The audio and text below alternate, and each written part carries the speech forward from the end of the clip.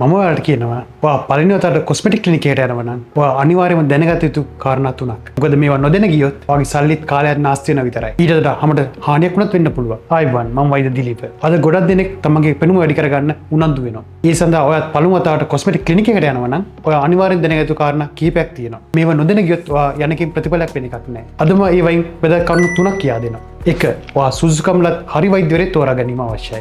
කොස්මෙටික් treatment කියන්නේ medical treatments. මේවා සිදු කරන්න අවශ්‍ය වෙන්නේ ඇත්තටම හරි අවබෝධයක් ඇති හරි දැනුමක් ඇති වෛද්‍යවරයෙක් විසින් පමණයි. ගොඩක් වෙලාවට සාමාන්‍ය රූපණාගාරවල මේ වගේ ප්‍රතිකර්ම කරන්න උත්සාහ කරනවා. නමුත් ඒවා ඉතාමත් භයානකයි. මොකද වැරදි ප්‍රතිකර්මයක් සිදු වුණොත් තමට ස්ථිර හානියක් සිදු වෙන්න පුළුවන්. ආසාදනයක් වෙන්න පුළුවන්. ඒ නිසා ඔයා යන ක්ලිනික් එකේ වෛද්‍යවරයා ගැන සුදුසුකම් ගැන අනිවාර්යයෙන් හොයලා බලන්න ඕනේ. ඔය වෛද්‍ය සභාවේ ලියාපදිංචි වෙලා තියෙන්න ඕන. කොස්මෙටික් ට්‍රීට්මන්ට් ගැන විශේෂ පුහුණුවක් අධ්‍යාපනයක් තියද බලන්න ඕන. ඒ වගේම ડોක්ටර්ගේ පළපුරුද්ද එක්ස්පීරියන්ස් ගැන හොඳට හොයලා බලන්න ඕන. එම ડોක්ටර් විසින් කොච්චර ප්‍රමාණයක් ට්‍රීට් කරලා තියෙනවද?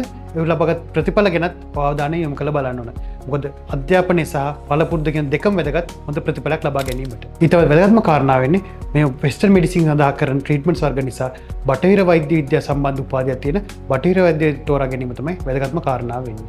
දෙවෙනි කාරණා තමයි ඔබ ක්ලිනික් එකට පයත බද්දී තියෙන ඕන දේ තමයි යථාර්ථවාදී නැත්නම් රියලිස්ටික් රිසල්ට් එක ගැන අවබෝධයක් තියෙන්න ඕන.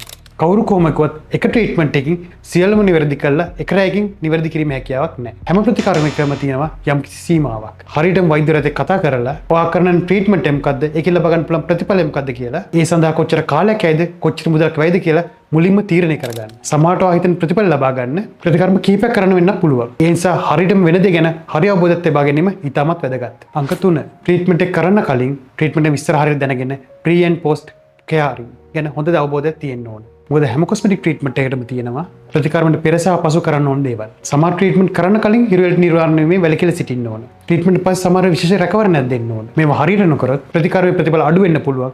ඒ වගේම ප්‍රතිඵල වෙනස් වෙන්නත් පුළුවන්. අපට හානි වෙන්නත් පුළුවන්. ඒ නිසා වෛද්‍යවරයා දෙන උපදෙස් හොඳින් අහලා නිවැරදිව පිළිපදින්න. මතක තියාගන්න. ඔයාගේ හැම කියන්නේ ඊටම වටින දෙයක්. ඒ නිසා ඒකට කරන ප්‍රතිකර්ම ගැන ඊටම සැලකිලිමත් වෙන්න.